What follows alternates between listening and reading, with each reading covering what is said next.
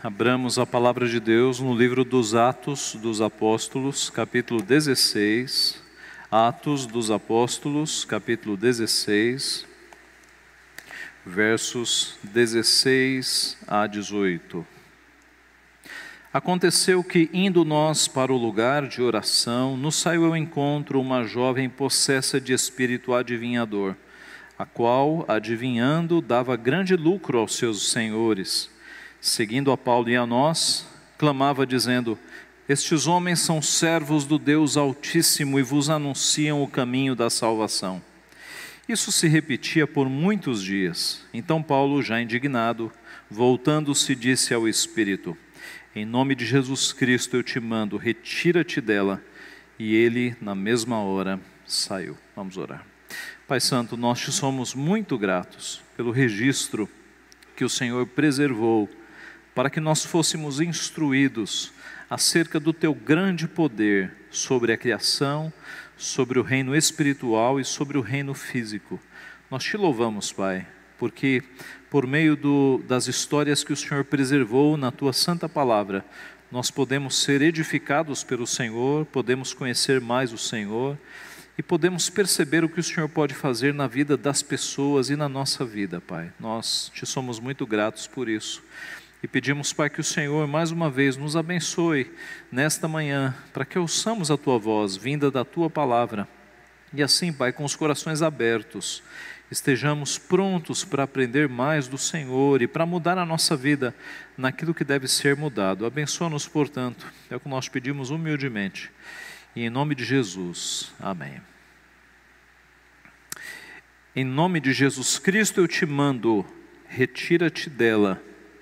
E aquele demônio saiu na mesma hora, na mesma hora. É assim que termina a história. Esse é mais um dos registros bíblicos que chegam até nós de pessoas libertas de espíritos imundos, de demônios. Nós sabemos que quando nosso Senhor Jesus Cristo iniciou o seu ministério, e o seu reino, que era um reino não físico, mas que era um reino que ia se estabelecendo nos corações, na medida em que o seu reino avançou, as forças das trevas foram se levantando. É por isso que a maior incidência de demônios aparecendo é no Evangelho. Na medida em que o reino de Cristo avança, os demônios que estavam ali amando de Satanás para cegar as nações, eles vão reagindo e vão se levantando. E aqui no livro de Atos nós temos a mesma realidade, o reino de Deus está avançando, cidades que não tinham sido alcançadas começam a ser alcançadas. Aqui eles estão evangelizando Filipos, em Filipos vai nascer uma igreja, e Paulo vai escrever aos filipenses, igrejas lá em Filipos. O reino está avançando, e na medida que o reino avança, as trevas são incomodadas e os demônios começam a aparecer. Meus irmãos, é evidente que o nosso Senhor Jesus Cristo liberta pessoas, liberta pessoas. Essa semana eu estava lendo um livro que contava a história de uma jovem chamada Carol, que aos 12 anos de idade foi entregue pela mãe para um homem, para que o homem abusasse dela em troca de dinheiro. E ela cresceu dentro desta vida de promiscuidade, tornou-se adulta e foi trabalhar em casas de baixa moralidade, vendendo o seu corpo, para conseguir se manter. E ela sempre ouvia de algumas pessoas sobre o amor de Cristo, sobre a bondade de Deus, mas ela não dava atenção, porque a sua mãe era uma religiosa, a mesma mãe que a havia entregado para uma vida de imoralidade. Então, ela via muita hipocrisia.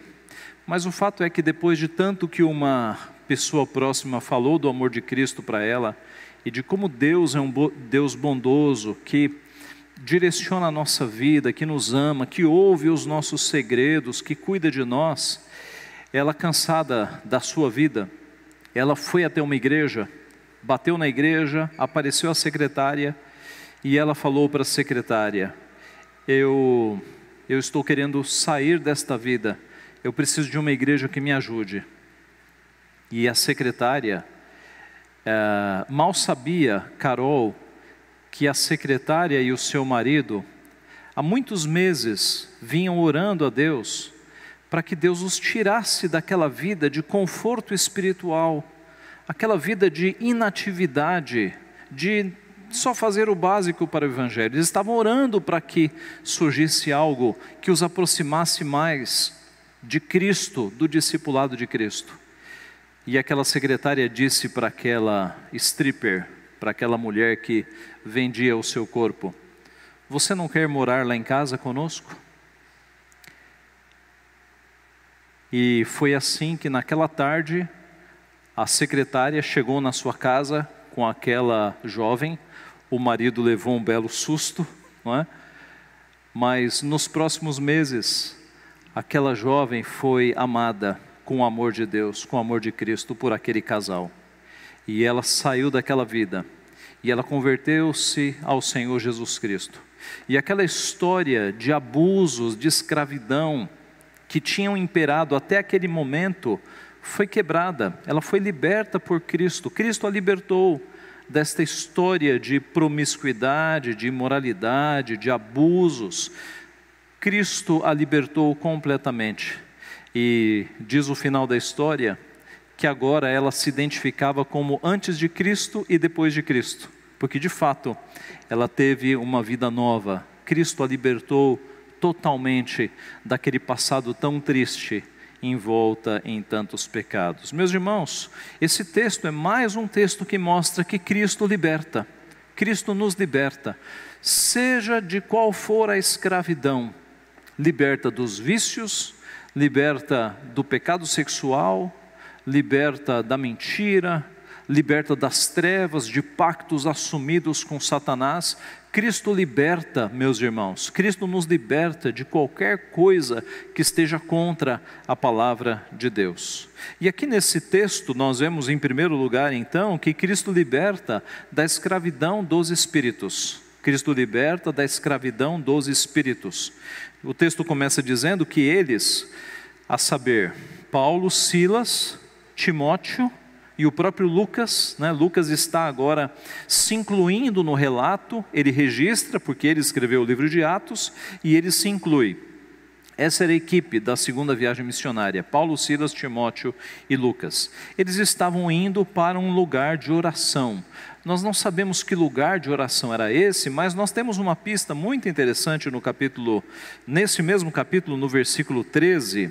Veja o verso 13. Quando Lídia foi convertida, no sábado saímos da cidade para junto do rio, onde nos pareceu haver um lugar de oração. Então observe, essa é a pista, esse lugar de oração, tudo indica, era um lugar às margens do rio em que as pessoas se reuniam ali para orar. Eles estavam indo para um lugar de oração, mas eis que saiu ao encontro deles uma jovem possessa de espírito adivinhador. Satanás é o inimigo das nossas almas e ele vai sempre contra o avanço do Evangelho. Sempre que o Evangelho avança, Satanás tenta fazer oposição. Essa jovem possessa estava ali, possessa de um espírito imundo, adivinhador, amando de Satanás. O Novo Testamento foi escrito numa língua muito lógica, muito exata, que era o grego. O grego, na época do Novo Testamento, era a língua universal. Assim como hoje o inglês é uma língua universal. Na época era o grego.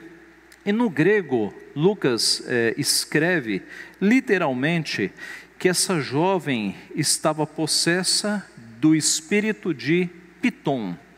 Do espírito de Pitom. É assim que está lá no grego. Pitom era o nome de uma serpente, uma lenda naqueles dias. Era uma serpente que guardava um santuário de Apolo, tinha a ver com as lendas da mitologia grega daquela época.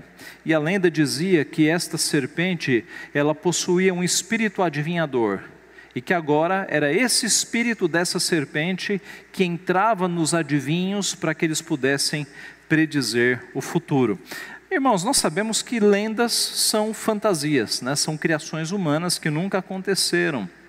E na verdade, eram apenas disfarces para os demônios atuarem. dentro daquela jovem não havia um espírito de uma serpente, não é? Havia um espírito demoníaco, um espírito adivinhador, eram disfarces.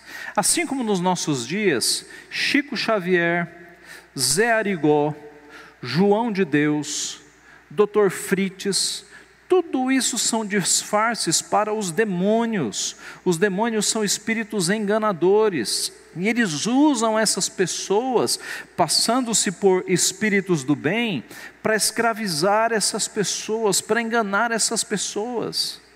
Escraviza mesmo, irmãos. Eu me lembro quando eu trabalhava num banco antes de ser pastor, que nós tínhamos um colega ali, e nós pregávamos o evangelho para ele, mas no momento de desespero, ele ouviu um conselho errado e foi para um centro de Umbanda. E a mãe de santo passou uma lista de coisas que ele deveria comprar para que fosse feito um trabalho, para que a vida dele melhorasse. E aquela lista de coisas, o preço daquilo era mais ou menos o que hoje equivaleria a uns 3 mil reais. Uns 3 mil reais. E ele fez, quer dizer, ele já estava afundado na vida, já estava cheio de dívidas, mas foi passado a ele uma esperança de que ele fazendo aquilo ali, a vida dele melhoraria. As seitas espíritas lidam com demônios, e os demônios sempre escravizam. É isso que acontece nos terreiros de Umbanda, de Quimbanda, nas mesas brancas, kardexistas. Tudo isso, meus irmãos, é uma enganação. Tudo isso são os espíritos enganadores atuando. Foi por isso que desde o princípio Deus proibiu o seu povo de consultar necromantes. Nós demos na liturgia, no texto da leitura da lei, que nós não devemos consultar adivinhos, não devemos consultar necromantes. Necromantes eram aquelas pessoas que diziam ter acesso ao mundo dos mortos. E Deus, desde o início, lá no Pentateuco, proibiu toda e qualquer prática desse tipo, porque Deus sabia que, na verdade, não são os mortos que estão sendo consultados, mas demônios que estão se passando pelos mortos. Quando alguém vai num centro de Umbanda, num centro de espiritismo, e aparece lá, alguém recebe o suposto espírito do pai que morreu, não é o pai que está ali, é um demônio imitando o pai. É um demônio que sabe segredos, porque eles são invisíveis, eles estão por aí. Quando alguém diz receber o espírito do Dr. Frites, e o demônio começa a falar em alemão, é porque os demônios têm no mínimo 10 mil anos de idade. E eu diria que com 10 mil anos dá para aprender alemão, não é? E eles sabem idiomas, eles conhecem as pessoas, eles sabem enganar. Os demônios são espíritos enganadores, a Bíblia nos mostra isso. Paulo, escrevendo aos Coríntios, os alertou. E não é de se admirar, porque o próprio Satanás, que é um demônio, se transforma em anjo de luz. 2 Coríntios 11:14, escrevendo a Timóteo 4:1. Ora, o Espírito afirma expressamente que nos últimos tempos alguns apostatarão da fé por obedecerem a espíritos enganadores e a ensinos de demônios. É próprio de Satanás falar a mentira, ele é o pai da mentira. É próprio dos demônios enganar as pessoas, eles são espíritos enganadores. O compromisso do demônio está com a mentira. E esta jovem estava escravizada por demônios. Nós não sabemos há quanto tempo, mas certamente, escrava de demônios, ela estava sofrendo bastante. Existe um livro escrito por um pastor presbiteriano na década de 80 que conta a história de um homem que na infância foi consagrado pela sua mãe aos espíritos. E quando chegou na adolescência, os espíritos começaram a cobrar. E quando chegou na juventude, os espíritos começaram a aparecer, cobrando para que ele devolvesse, para que ele trabalhasse para os espíritos. E esse homem não teve como, ele se rendeu aos espíritos e ele passou a fazer aquelas operações mediúnicas com ponta de faca, né? Não sei se você já viu, mas o indivíduo possesso de um demônio, ele coloca a mão na barriga da pessoa, enfia uma faca e tira o tumor com a mão. É um negócio assim impressionante. São demônios operando, demônios que têm conhecimento do corpo humano. porque há 10 mil anos estudando medicina, dá para aprender um bocado de coisa também. Os demônios fazem isso, e este homem, ele era atormentado desde a sua adolescência por espíritos, por aparições na sua casa. Ele era totalmente atormentado por esses espíritos. E eis que Deus salvou a sua esposa. Sua esposa foi evangelizada e ela converteu-se, presbiteriana. E ela conversou com seu pastor o estado e a vida do seu marido. E o pastor foi conversar com o marido. E o marido se converteu. E o marido foi totalmente liberto de todos os pactos e consagrações que a sua mãe havia feito. E ele se libertou totalmente dos demônios. Meus irmãos, Cristo liberta as pessoas dos demônios, porque Ele é muito mais forte do que os demônios, do que qualquer reino das trevas. Jesus Cristo disse: se pois o Filho vos libertar, verdadeiramente sereis livres. Então, em primeiro lugar, Jesus liberta de qualquer nível de espiritismo, seja de mesa branca, seja de kardeccismo, de umbanda, de quimbanda, de ocultismo, de consagração, de pacto com o diabo. Cristo quebra estas amarras, essas cadeias, essas correntes. Cristo quebra tudo. Em Cristo é nova vida. Nele você pode ter total libertação de qualquer compromisso que você tenha feito com as trevas no período da sua ignorância. Mas em segundo lugar, Cristo, além de libertar da escravidão dos espíritos, Ele liberta da escravidão do dinheiro. Da escravidão do dinheiro. O texto mostra que esta jovem, adivinhando, dava grande lucro aos seus senhores. Na verdade, o que acontecia ali é que essas adivinhações eram pagas. As pessoas pagavam para saber o seu futuro. Assim como hoje, algumas pessoas vão aí em cartomantes, em pessoas que prometem adivinhar o futuro e pagam ali um valor. E essa jovem, ela não era escravizada apenas pelos espíritos, mas você observa que ela era escravizada por homens também. Ela tinha os seus senhores que a obrigavam a fazer essas adivinhações para dar lucro aos seus senhores. O dinheiro, irmãos, estava escravizando também. Estes homens e esta jovem estavam fazendo essas coisas por lucro, por dinheiro. A cobiça escraviza as pessoas. A Bíblia diz que quem ama o dinheiro, jamais dele se farta. E quem ama a abundância, nunca se farta da renda. Isso está em Eclesiastes capítulo 5, versículo 10. Nosso Senhor Jesus disse que é mais fácil passar um camelo pelo fundo de uma agulha, e a agulha era uma pequena portinha naquele portão grande da cidade. Era um pequeno vão onde se introduzia, onde podia se passar pequenos objetos, né? Então Jesus disse que é mais fácil passar um camelo por aquele pequeno vão do que um rico entrar no reino dos céus, porque geralmente os ricos estão com o seu coração no dinheiro, nas riquezas. Paulo, escrevendo a Timóteo, diz que o amor ao dinheiro é a raiz de todos os males. Paulo, escrevendo aos Colossenses, disse: fazei morrer a vossa natureza terrena, prostituição, impureza, paixão lasciva, desejo maligno e avareza. Avareza é amor ao dinheiro, que é idolatria. O escritor aos Hebreus escreveu: seja a vossa vida sem avareza, contentai-vos com as coisas que tendes, porque ele tem dito: de maneira alguma te deixarei, nunca jamais te abandonarei. Então esta jovem, ela estava num esquema que dava lucro, ela estava de alguma forma escravizada também pelo dinheiro, pelo lucro.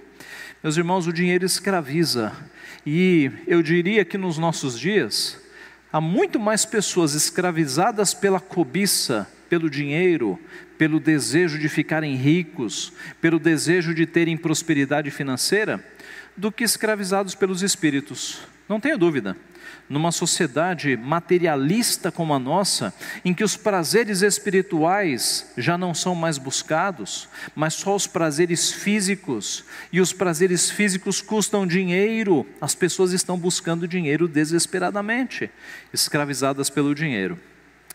Certa vez o pastor Paulo Romeiro, aqui na igreja, quando ele veio dar um estudo para nós, Ele contou que lá na igreja que ele pastoreia, havia um homem que comprou um caminhão, e os negócios começaram a crescer. Ele comprou outro caminhão, e os negócios começaram a prosperar, e daqui a pouco ele tinha uma frota de caminhões. E ele sumiu da igreja. Passados mais de 6 meses, ele apareceu na igreja todo feliz. O que aconteceu, irmão? Eu perdi tudo, graças a Deus, eu perdi tudo. E ele contou que para que ele retornasse aos caminhos de Deus, Deus fez com que ele perdesse tudo, e agora ele se sentia livre, porque o muito trabalho, os muitos negócios, as muitas responsabilidades, pagamento de funcionário, pagamento de imposto, novos negócios, isso foram escravizando aquele homem, que ele não tinha mais tempo nem para Deus, nem para a família. E quando ele perdeu tudo, ele se viu liberto, e aí ele voltou para Deus, e voltou para a igreja. Perceba, meus irmãos, como o dinheiro é uma coisa que, se nós não tomarmos cuidado, pode escravizar a nossa vida, pode tomar o nosso tempo, pode nos tirar da família, pode nos tirar da igreja. O dinheiro é um perigo. O apóstolo Paulo diz que o amor ao dinheiro é a raiz de todos os males, e muitos se perderam por causa disso. Assim, fique muito atento. Para onde é que a tua carreira está te levando? Para mais perto de Deus ou para mais longe de Deus? Para onde é que as horas extras estão te levando? Para mais perto de Deus? Para onde é que os teus estudos estão te levando? Os teus estudos estão tirando tempo da igreja? Se isso está acontecendo, há alguma coisa errada. Veja, ser bem-sucedido na carreira, no trabalho, nos estudos, isso é uma bênção, mas só é uma bênção se Deus continuar em primeiro lugar na tua vida. Se Deus for tirado, tornou-se uma maldição. Não adianta nada você ser bem-sucedido na carreira, você ter muitos clientes, você ter muito dinheiro, se Deus não estiver mais em primeiro lugar. Não adiantou nada. De que vale o homem ganhar o mundo e perder a sua alma? Então, seja bem-sucedido, trabalhe, estude, mas Deus em primeiro lugar sempre. Deus sendo glorificado pelo teu trabalho, Deus sendo glorificado pelo teu estudo. Senão, não vale de nada, meus irmãos.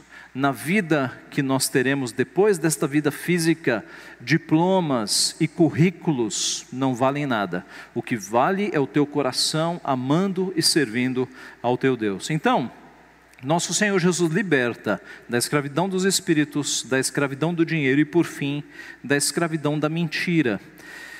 Verso 17. Esta jovem endemoniada, seguindo a Paulo e a nós também, e a nós, Lucas se inclui, clamava dizendo: estes homens são servos do Deus Altíssimo, vos anunciam o caminho da salvação. E isto se repetia por muitos dias. Em primeiro lugar, nós devemos ver aqui que os demônios reconheceram aqueles missionários, da mesma forma como no passado reconheceram Jesus. Quando Jesus chegava num local em que havia demônios, eles reconheciam imediatamente, eles sabiam. Por exemplo, o endemoniado na sinagoga de Cafarnaum, quando Jesus apareceu, ele disse: que temos nós contigo, Jesus Nazareno? Sabia o nome e o título.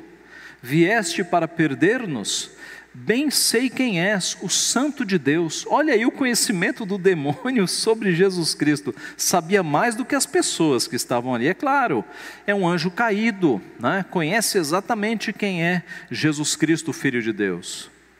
Os demônios que Jesus confrontou quando curava muitas pessoas, ao pôr do sol, todos os que tinham enfermos de diferentes moléstias lhes traziam, e ele os curava, impondo as mãos sobre cada um.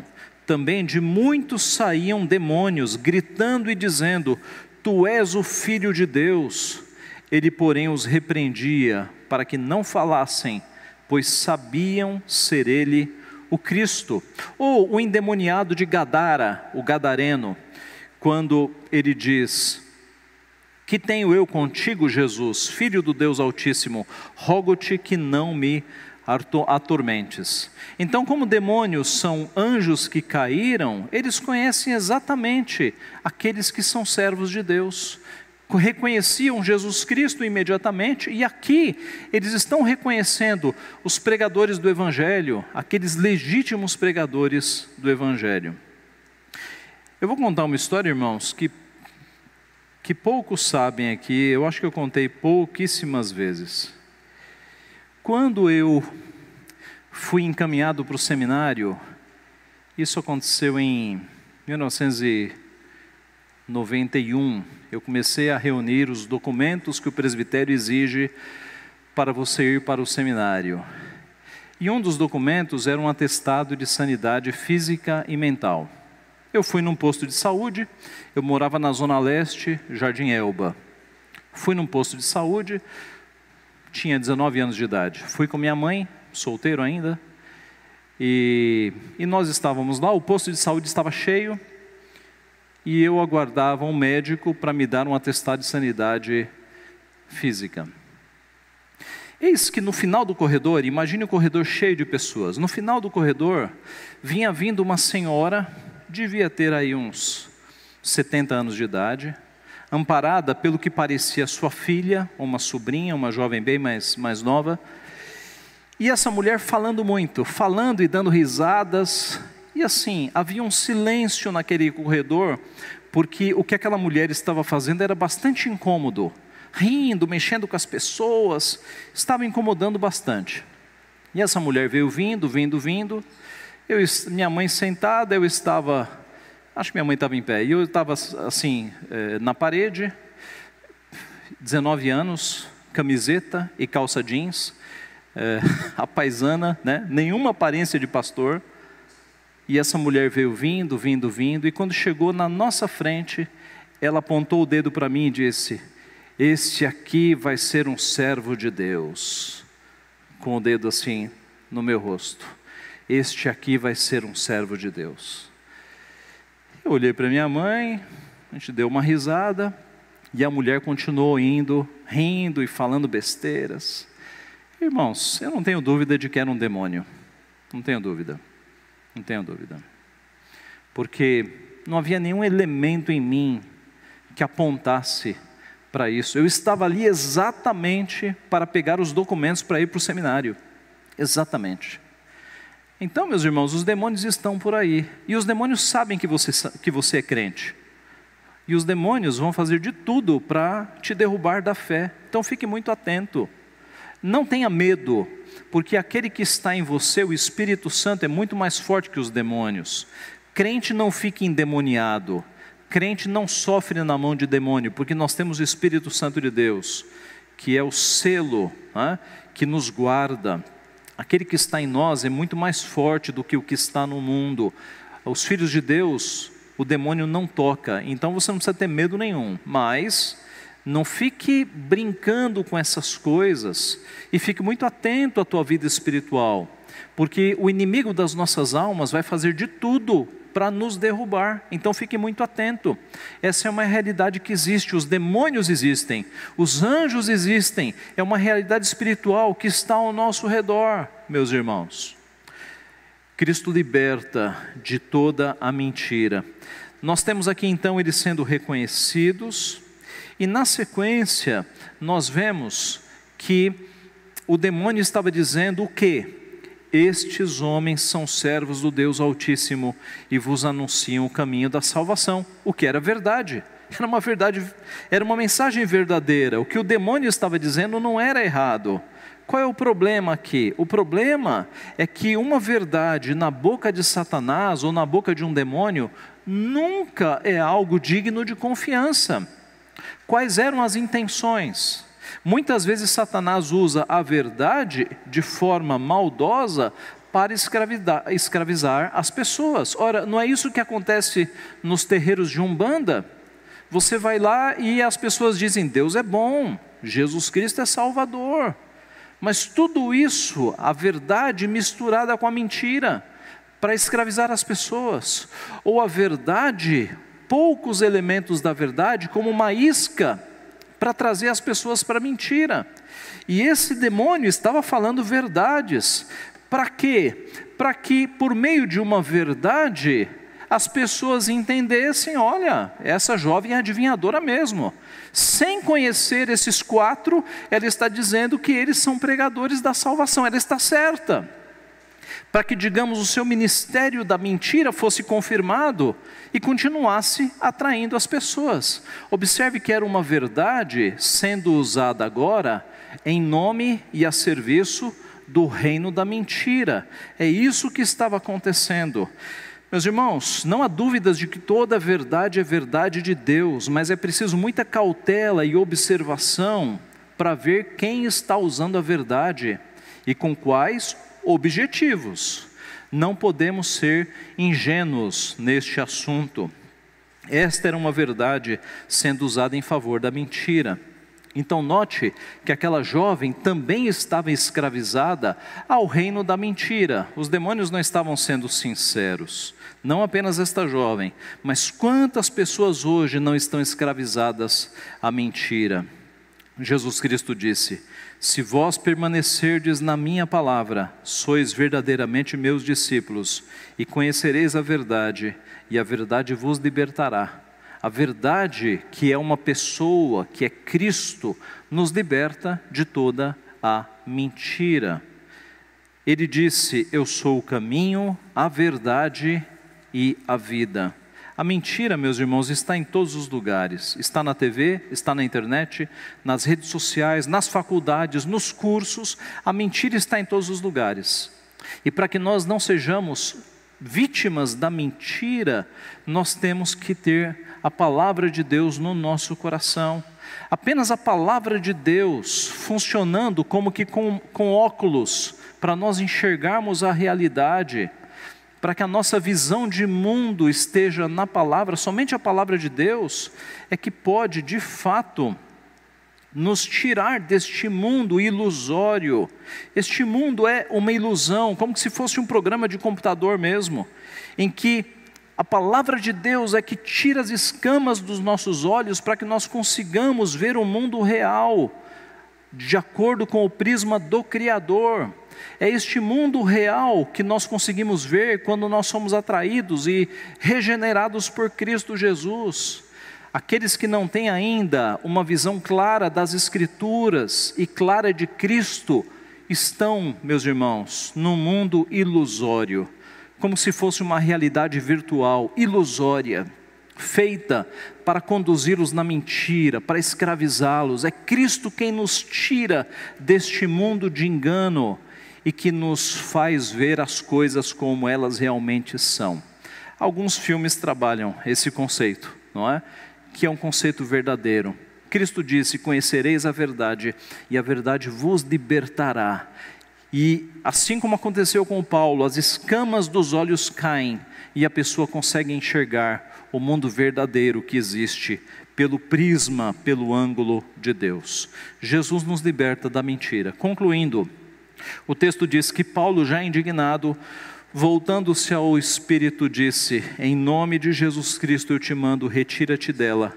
E ele, o Espírito, na mesma hora saiu. Não é dito se essa jovem se converteu, mas aqui há uma coisa curiosa.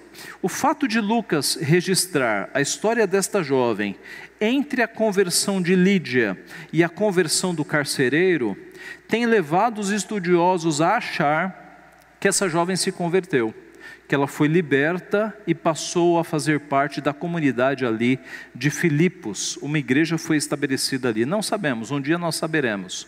Mas o fato é que esta jovem foi totalmente liberta. Liberta dos espíritos, liberta da escravidão, da cobiça dos seus senhores, do dinheiro, e liberta daquele reino de mentiras e meias verdades. Meus irmãos, Jesus Cristo liberta.